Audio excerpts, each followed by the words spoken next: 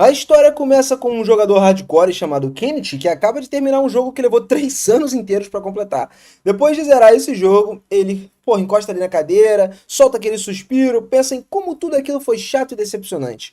Apesar do longo tempo que ele levou, o jogo nunca chegou a desafiar ele de verdade. O que o Kennedy realmente deseja é um jogo que leve ele até o limite, algo tão difícil que ele levaria pelo menos 10 anos para vencer. Ele quer um verdadeiro desafio, tá? Não um negócio que ele pode superar só com paciência. Com isso em mente, Kennedy imediatamente começa a procurar o seu próximo jogo. Ele rola a tela, passando ali por diferentes títulos, algumas resenhas e recomendações, só que nada chama atenção. De repente, a tela do computador falha e começa a oscilar. Um texto estranho aparece, oferecendo um jogo que nunca termina e que se passa em um mundo fantástico repleto de magia. Os olhos do Kenichi começam a regalar de empolgação. Ele nunca ouviu falar de um jogo infinito e que, a ideia por si só conquistou ele. Com o coração acelerado, sem hesitar, ele clicou na opção que tinha e depois foi solicitado que escolhesse o nível de dificuldade. As opções variavam, do fácil até o difícil, algo comum de alguma forma e desinteressante para ele. Só que, ao rolar mais a página, ele percebeu uma opção extra no final da lista, modo infernal, basicamente, que seria o mais difícil de todos. Isso era algo que ele nunca tinha visto antes, e sua empolgação disparou. Talvez esse final fosse um desafio que ele procurava, E sem pensar duas vezes, ele escolhe o modo infernal. Em seguida, seleciona a classe invocadora e clica confiante no botão iniciar.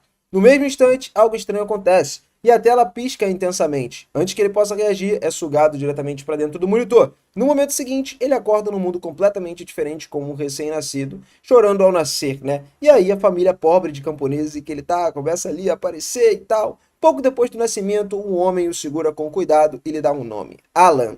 Surpreendentemente, Alan não se sente desesperado com a situação. Na vida anterior, ele era um gamer falido de 35 anos, então ele estava preso no emprego sem futuro. Comparado com aquilo, essa nova vida para ele parece um recomeço. Reencarnar deu a ele uma segunda chance para viver algo melhor e mais significativo. Só que, no momento, o Alan tem apenas 1 ano de idade e ainda não consegue falar. Ele pensa com mais clareza, de alguma forma, consegue organizar suas ideias para poder entender que as pessoas dizem ao seu redor ali, observando tudo atentamente, acho que é o primordial para agora, E ele também percebe que a língua falada nesse mundo é japonês, sendo o idioma comum por lá. Alan e sua família vivem numa vila fronteiriça, onde os pioneiros pagam impostos a um senhor feudal em troca do direito de cultivar a terra. A vila ainda é nova, um pouco desenvolvida e nem sequer possui um nome próprio. O pai de Alan se chama Holden, um homem trabalhador, atencioso, que faz tudo o que ele pode para poder sustentar a família. Pela aparência, Alan estima que tenha cerca de 20 anos. A sua mãe se chama Ja. Provavelmente está no final da adolescência. Observando o quanto seus pais são próximos e amorosos, Alan sabe que é apenas uma questão de tempo até ganhar irmãos mais novos. Mais tarde naquela noite, depois de ele colocar ela para dormir, o Alan ficou quieto na cama, pensando. De repente, ele se lembra de que nesse mundo deveria ser um invocador. Curioso, ele tenta abrir a janela de status para verificar suas estatísticas, porém, em vez disso, um grande livro se materializa e começa a flutuar em cima dele. Alan grita em choque vendo aquilo, e o seu grito chama a atenção dos pais. Em pânico, ele faz o livro desaparecer antes que eles entrem no quarto. E quando eles viram, nada parecia errado. Os pais presumiram que era apenas um barulhinho de sono e saíram dali. Assim que ficaram sozinhos de novo, Alan traz o livro de volta e ele descobre que aquilo é um grimório, contendo detalhes sobre as estatísticas e habilidades. Lendo, ele começa a confirmar realmente que ele é um invocador, assim como ele escolheu no jogo. E o livro explica que ele pode invocar criaturas, mas por ser muito jovem, ele está limitado a insetos e pequenos animais. Mesmo assim, o Alan fica extremamente animado, tentando invocar um inseto imediatamente. Só que não importa quantas vezes ele tente, nada acontece. Depois de várias tentativas frustradas, ele se acalma de alguma forma e pensa melhor. Então, ele se lembra de outra habilidade descrita no Grimório, que é criar. Ao ativar essa habilidade, finalmente algo acontece. Um cartão de criação do inseto aparece bem na sua frente. Vendo isso, Alan percebe que precisa criar uma criatura primeiro, antes de poder invocá-la. Agora que ele tem a carta de criação, ele se prepara para finalmente invocar o inseto corretamente. Só que no momento em que ele está prestes a fazer isso, sua mãe entra no quarto para ver o que ele está fazendo, e aí o Alan reage imediatamente, deitando-se de novo e fingindo que estava dormindo. Mesmo depois disso tudo, e que a mãe saiu do quarto, ele percebe que está subitamente muito cansado. As pálpebras ficaram pesadas, e aí ele começa a entender que é inútil tentar permanecer acordado. Decidindo que é melhor descansar, resolve dormir e deixar a invocação para a manhã seguinte. Na manhã seguinte, quando seus pais não estão observando, Alan cuidadosamente pega o seu grimório de novo. Dessa vez ele consegue concluir a invocação com sucesso, Num instante, um gafanhoto gigante aparece e pula diretamente em cima dele. O Alan entra em pânico, mas rapidinho ele tenta dar ordens à criatura, mandando ela obedecer ele. Infelizmente, o gafanhoto não demonstra interesse e simplesmente sai pulando sozinho. Confuso, o Alan verifica o Grimório de novo, esperando encontrar uma explicação. Ele conta as estatísticas do gafanhoto registradas no livro, além de uma informação importante. Ele precisa dar um nome à criatura invocada. Depois de pensar um pouquinho, o Alan decide chamar ele de Dina. E ao observar a própria ficha de status, ele percebe que invocar Dina realmente aprimorou suas habilidades. Só que antes que pudesse comemorar, sua mãe entrou de repente no quarto. Ela percebe Dina imediatamente e com muito medo de insetos, ela reage sem pensar, esmagando o gafanhoto na mesma hora. Assim, Dina desaparece instantaneamente. Depois de alguns dias treinando suas habilidades e testando coisas diferentes, Alan finalmente consegue invocar outra criatura. Dessa vez é um pequeno rato, ao qual ele decide dar o nome de Mousse. E aí, infelizmente, o Mousse, ele de alguma forma parece ser tão pouco inteligente quanto o Dina era e raramente obedece às ordens. A maior parte do tempo ele faz o que ele quer. Só que ao contrário de Dina, Mousse de alguma forma possui uma habilidade útil chamada correria, que permite a ele se mover com a velocidade extremamente alta. Embora ainda não seja muito obediente, pelo menos ele usa essa habilidade quando o Alan pede, o que já deixa o garoto um pouco mais satisfeito com a invocação.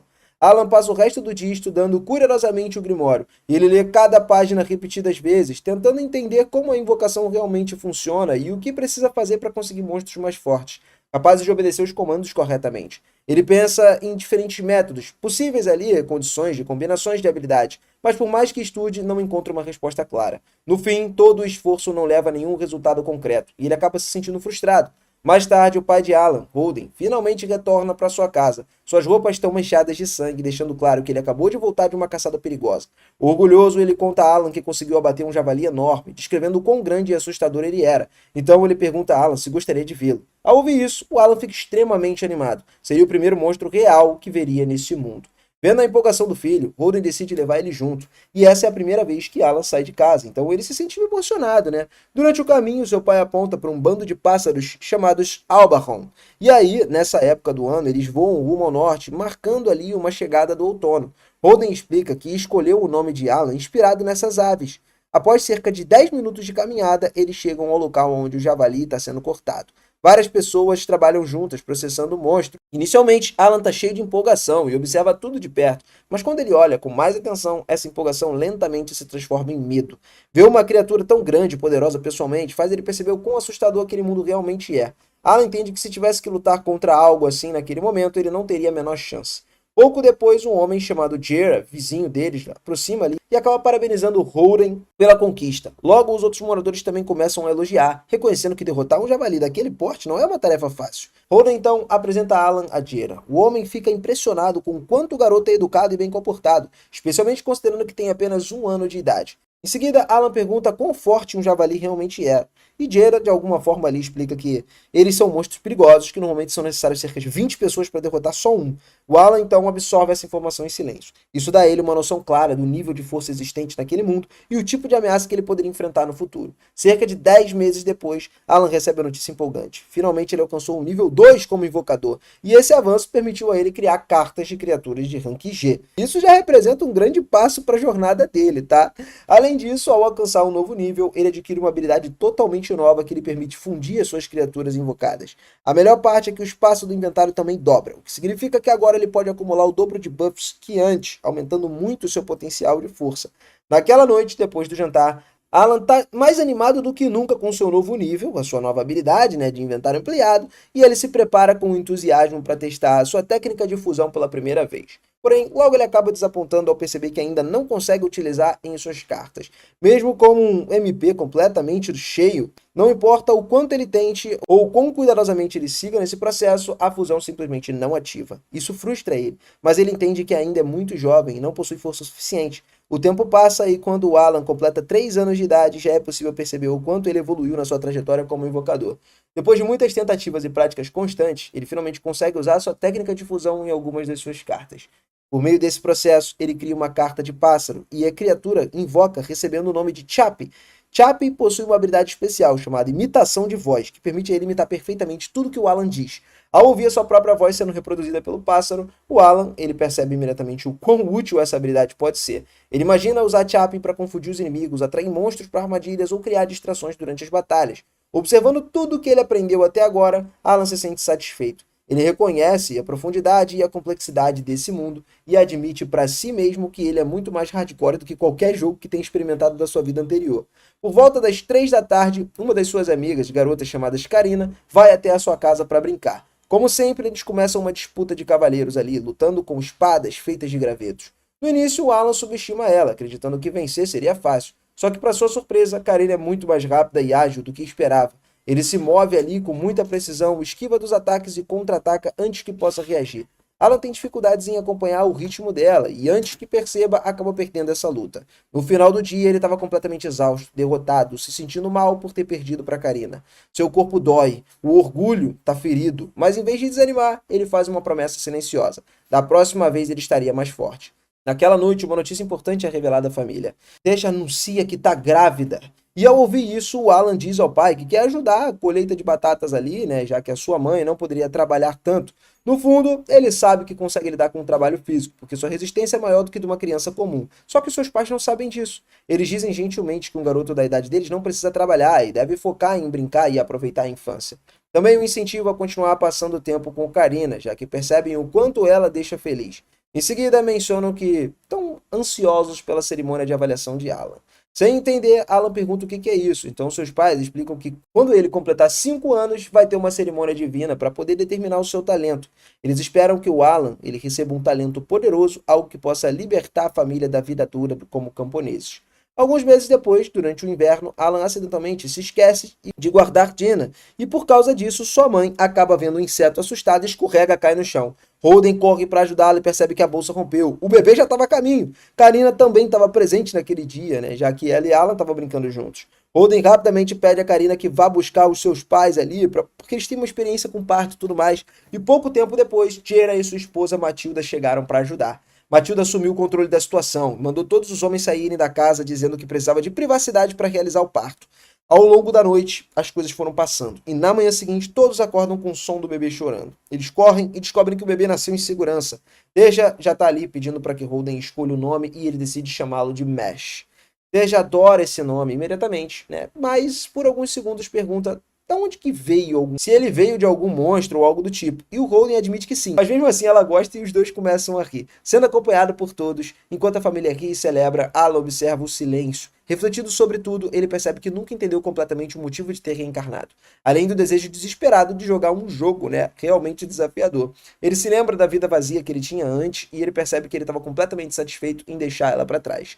Nesse novo mundo, ele se sente muito mais livre, cheio de possibilidades e, acima de tudo, percebe que a sua nova família é a melhor parte da sua segunda chance. Ele ainda não sabe como ele vai fazer isso, mas faz uma promessa silenciosa. Não importa o que aconteça, ele vai libertar sua família dessa vida difícil. Algum tempo depois, quando Alan tem 5 anos, ele pergunta ao pai como é a cerimônia de aptidão. O homem explica que se trata de um evento especial do qual todos, desde os servos até nobres, devem participar ao completarem 5 anos. Se Alan demonstrar uma boa aptidão, por exemplo, ele pode ter a chance de subir de vida ali e deixar de ser um servo. O problema é que ele vai ter vários rivais. E o garoto não entende o que isso significa, então o pai explica que quando chegarem pela primeira vez às terras, as pessoas começaram a ter filhos depois de filhos, e em outras palavras, tem muitas crianças da mesma idade que o Alan nesse momento. Nesse instante, Krina aparece por cima do ombro do pai e chama Alan para eles irem juntos ao evento, e assim os 4 se reúnem, né, depois de uma caminhada. Krina fica impressionada com a quantidade de casas que encontram na vila, aonde o teste vai ser realizado. Enquanto Alan observa tudo com admiração, Krina jura que vai se tornar uma cavaleira, caso seja designada como espadachim. Quando chegam na igreja onde o teste é feito, o Alan percebe que os plebeus usam roupas muito melhores do que as dele, o que indica claramente que eles possuem mais dinheiro do que a sua família. Ele até ali, de alguma forma, escuta alguns garotos zombando dele por ser um servo e tal. E em meio de tudo isso, os oficiais religiosos sobem às portas da igreja e pedem a bênção de Elmia, o deus da criação, para que todas as crianças tenham oportunidades iguais. Afinal, esse país já viu heróis cujas linhagens um dia pertenceram à servidão. Por exemplo, Classes, o santo. Basicamente, o cara nasceu como um humilde plebeu, enquanto De Verg era um lorde, né, da espada, e foi apenas um servo no passado. Se sentindo esperançoso ao ouvir isso, Alan se lembra de que antes de reencarnar, viu que classes como herói, lorde da espada, eles precisavam começar nas camadas sociais mais baixas. E em seguida, os participantes são chamados para entrar na igreja e dar início ao que eles aguardavam, né, a grande avaliação. Alan observa a estátua de Elmer, o deus da criação, então o líder do grupo religioso convida o chefe da vila, Doge, para iniciar a avaliação com o seu filho, Palomomas. E aí, cada criança deve tocar uma esfera de cristal, então os atributos e talentos revelados são todos escritos em uma placa de metal atrás do sacerdote. Com isso, a atenção toma conta do líder da vila, que começa ali a suar de tanta expectativa. Não muito diferente, o seu filho se aproxima da esfera de cristal. Logo, seus atributos aparecem na placa de metal, organizados da mesma forma que Alan já tinha visto com a sua própria página de status. Palomamas possui o talento, de se tornar um comerciante, o que deixa o pai extremamente satisfeito e emocionado. Sem entender muito bem e achando que qualquer talento já era motivo de comemoração, Alan verifica seu grimório que apenas ele consegue ver e percebe que os atributos são exibidos como rankings em vez de números. Enquanto isso, os outros garotos passam pela avaliação e, ao descobrir que não possui talento nenhum, sai correndo aos prantos até o pai, que o abraça com carinho. Em seguida, o garoto arrogante dá um tapa no próprio rosto antes de descobrir o seu talento para boa sorte. Ele então comemora em saber que será um machadeiro. Alan fica impressionado ali ao perceber que esse garoto, Dagora, ele recebeu um dos atributos com um rank de primeiro nível, o primeiro que ele vê com toda a sua vida, E com o passar do tempo, todas as crianças realizam as suas avaliações, até que resta apenas Alan e Krina no final. Ansiosa para acabar logo com aquilo, Krina corre em direção à esfera de cristal e assim que estende a mão, o item emite um brilho extraordinário. Então, a placa de metal revela que a garota possui o talento para se tornar o Lorde da Espada, algo que é praticamente um milagre. Enquanto todos ficam atônitos ali diante da raridade de um talento tão poderoso, Krina resmunga, dizendo que queria só ser uma espadachim. Alan então entende que ela sempre foi tão dominante nos seus duelos por causa disso. E finalmente o filho de Roden é chamado para avaliação. Sendo a última criança do evento, sem demonstrar ansiedade, Alan só precisa tocar na esfera de cristal e finalmente mostra aos pais que é um conjurador. Só que ele é literalmente lançado para trás pela força mágica brutal que emana do item, acompanhada pela luz 2 vezes mais intensa do que surgiu quando Krina foi avaliada. Sem conseguir ler o resultado, Holden corre até o sacerdote e pergunta qual foi o veredito. Mas de uma forma inacreditável, o garoto não possui talento algum na classe que deveria aparecer. A placa exibe uma falha repleta de letras aleatórias. Enfurecido, Alan começa a amaldiçoar as famílias dos desenvolvedores por não conseguirem consertar esse jogo lixo, mas Holden permanece calmo e chama o filho para eles voltarem para casa. Horas depois, os dois retornam aos braços de Teresia e Mesh, o que aquece imediatamente o coração de Alan. E não apenas naquele momento, tá? Quando todos se reúnem ao redor da fogueira, seus pais deixam claro que sempre estariam ali. Ele sempre vai ser precioso para eles, independente de ter talento ou não. Diante de tanto carinho assim, Alan reconhece que a sua família é tão pobre que sequer possui uma banheira. Ainda assim, isso não impede ele de ser feliz. Na hora de dormir, o garoto revisa seu grimório e confirma que realmente possui todos os atributos de rank E, o que leva ele a descobrir algo importante. Ele é o único nesse mundo jogando ali no modo infernal, tá ligado? O mais difícil de todos. Todos os que participaram da avaliação tinham 5 anos, o que significa que deveriam estar no nível 1, minimamente. Assim como o Alan. Só que parece que o sistema de rankings provavelmente reflete o quanto cada pessoa pode se desenvolver e cada vez mais sobe ela de nível. Assim, a razão do Alan possuir todos os atributos no ranking é isso. O motivo dos seus atributos serem tão baixos é que a velocidade de crescimento no modo inferno é quase que 100 vezes mais lenta do que o normal. E isso parece significar que os seus níveis estavam mostrando apenas uma fração do valor real. Depois de passar a vida inteira jogando jogos no modo fácil, Kenichi Yamada renasceu nesse mundo como um jogador no modo inferno, algo que poderia enlouquecer qualquer um, mas o Alan ele se recusa a desistir. Afinal, ele se lançou nesse desafio justamente para colocar jogos ridiculamente fáceis em seu devido lugar. Falando nisso, estava bem claro que o absurdo escrito no lugar da sua classe era apenas um glitch mal feito. Portanto, os desenvolvedores deveriam consertar isso em breve. E Alan, de alguma forma, estava pronto para reclamar com esses caras até que tudo tivesse perfeito, apenas para provar que ninguém deveria mexer com um gamer sem vida social. Na manhã seguinte, ele pergunta para sua mãe por que o seu pai está daquele jeito, já que o homem vem agindo de uma forma estranha desde a noite anterior. Perto do anoitecer, toda a família vai à casa de Krina para poder comemorar o fato da garota ter sido descoberta como uma Lorde da Espada, e empolgada ela conta ao Alan que a Lorde da Espada é mais forte do que um espadachim comum. O garoto finge não saber de nada, para poder esconder a sua ignorância, e Matilda também comenta que o chefe da vila passou lá para poder presentear a família com uma bebida alcoólica. Tentando esconder a sua felicidade, Holden mantém uma expressão séria e diz que todos deveriam aproveitar a bebida. Alan começa a suspeitar que seu pai esteja com ciúmes de Krina por ela ter se tornado uma Lorde da Espada, mas não acredita que ele seja desse tipo de pessoa. Jera pede para que Holden dê o primeiro gole na bebida, porque, segundo ele, os visitantes deveriam beber primeiro. E diante da insistência de Jera, uma discussão começa entre os dois, até que Jera revela que Holden quer cortar os laços ali entre as duas famílias. Encurralado, Holden explica que não era isso que ele queria, que o talento de Krina é tão extraordinário e que ela pode até se tornar um cavaleiro para servir o país com boas chances de alcançar a nobreza no futuro. Por causa disso, na opinião dele, pessoas importantes como ela não deveriam perder tempo socializando com servos.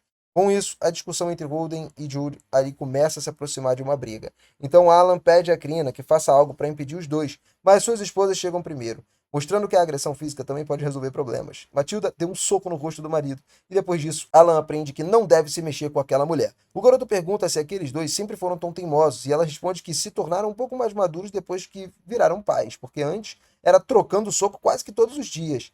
Teresa diz que os dois casais são amigos desde a infância e que cresceram juntos. Enquanto isso, Matilda conta a história de que, quando souberam da fundação de uma nova vila, 10 anos atrás, os quatro decidiram construir suas próprias casas naquele local. Por isso, as casas deles são bastante parecidas. Holden e Jaira começaram a competir novamente, né, para ver quem trabalhou mais na construção, mas acabaram fazendo as pazes depois de beberem o licor que nenhum dos dois trocava desde que se casaram. Ao amanhecer, enquanto trabalha, Jaira descobre que a Ordem Noturna estava atrás de Karina. Por esse motivo, junto dos seus amigos, ele leva a filha, né, até a cidade, onde ocorreu a avaliação do dia anterior. Surpreendentemente, a notícia de que existia um Lorde da Espada entre os plebeus se espalhou muito rápido, fazendo com que muitas pessoas já soubessem que Karina era uma criança talentosa. E aí, de alguma forma, Dagora apareceu lá segurando um porrete com um olhar muito furioso. Alan se lembra imediatamente do que aquele garoto que empunhava o machado durante a avaliação. Dagora, ele perguntou a Alan o que ele estava fazendo ali, já que aquela cidade não era lugar para perdedores sem talento. E imediatamente, Karina, ela se coloca entre os dois para proteger o amigo e Jaira precisa segurar a filha antes que espanque o garoto. Nesse momento, a Ordem Noturna chega, impondo respeito à população, observando com admiração a chegada do chefe Zenoth, um Sword Master ali, e os seus subordinados que desceram dos seus cavalos. O chefe da vila chama Jaira e sua filha, e Alan, né, percebe que o quão animada a amiga tá com tudo aquilo. Faz apenas 3 anos de que os dois começaram a fingir alguns duelos, e agora ela, diante de uma oportunidade de ouro, poderia duelar, só que Jaira não parece satisfeito com a proposta do capitão para que Krina se junte à Ordem Noturna, argumentando que ela ainda é muito pequena e não tem força para empunhar uma espada de verdade.